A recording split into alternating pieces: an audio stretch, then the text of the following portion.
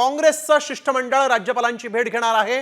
नागपूर हिंसाचाराप्रकरणी अहवाल सादर करण्यात आलेला आहे आणि आता राज्यपालांच्या भेटीसाठी काँग्रेसचं शिष्टमंडळ पोहोचलेलं आहे। राज्यपालांची त्यांनी भेट घेतलेली आहे। हिंसाचारात सत्ताधारी आणि विश्व हिंदू परिषदेचा सहभाग असल्याचा आरोप आहे।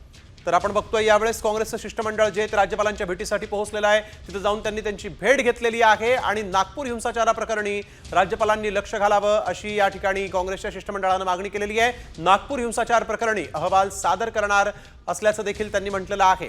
काँग्रेसचं शिष्टमंडळ राज्यपालांची भेट घेण्यासाठी पोहोचलं, तिथे त्यांनी राज्यपालांची भेट घेतलेली आहे। सत्ताधारी आणि विश्व हिंदू परिषदेवर त्यांनी यावेळेस गंभीर आरोप केलेला आहे।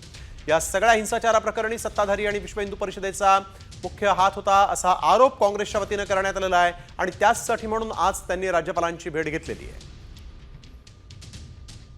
थेट दृश्य आपण बघतोय, काँग्रेसचं शिष्टमंडळ राज्यपालांच्या भेटीला पोहोचलेलं आहे। या प्रकरणी तातडीने कारवाई करणं गरजेचं आहे असं देखील या शिष्टमंडळाने म्हटलेलं आहे।